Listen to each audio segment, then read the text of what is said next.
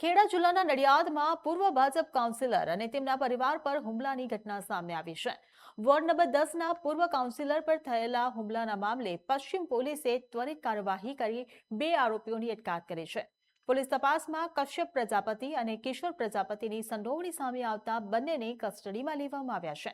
મહત્વની વાત એ છે કે આરોપી કિશોર પ્રજાપતિ નડિયાદ નગરપાલિકામાં કર્મચારી તરીકે ફરજ બજાવે છે અને ચૂંટણી શાખામાં કાર્યરત છે।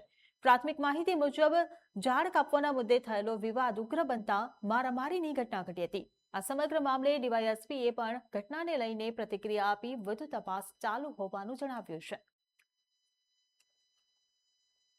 ગઈકાલે તારીખ 22મીના રોજ નગરપાલિકા તરફથી જે પ્રી મોન્સૂનની કામગીરી અનુસંધાને કંઈક ઝાડ કાપવાની કામગીરી ચાલતી હશે તે સમયે જે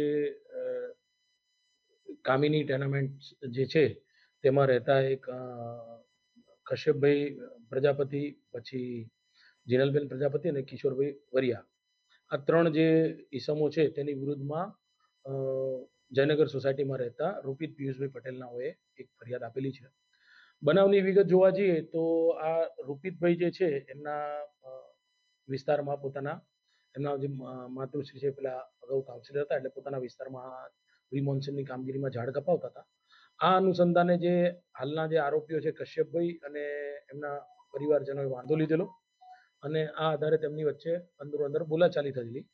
ત્યારે આ કશ્યપભાઈના જે સસરા છે એ કિશોરભાઈ વરિયા એ પોતે લાકડાનો દંડો લઈને આવેલા અને એમને આ લાકડાના દંડાથી રૂપિતભાઈને, એમના માતા અને એમના પિતા પિયુષભાઈને માર મારેલો। જે અનુસંધાને પોલીસે વિગતવારની ફરિયાદ નોંધી લીધેલી છે। બીએનએસની કલમ 115, 118(1), 54 અને 151(2), 351(2), 352 અન્વયે ફરિયાદ નોંધેલી છે। આ આધારે પોલીસે આ ગામના જે આરોપી છે કશ્યપભાઈ અને કિશોરભાઈ બેની અટકાયત પણ કરેલી છે।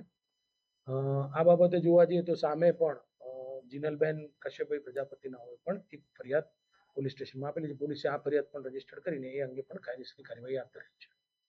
બુલેટિનમાં હાલ બસ આટલું જ। સમાચારોની અપડેટ માટે જોતા રહો ગ્રોથ નાવ ન્યૂઝ। નમસ્કાર।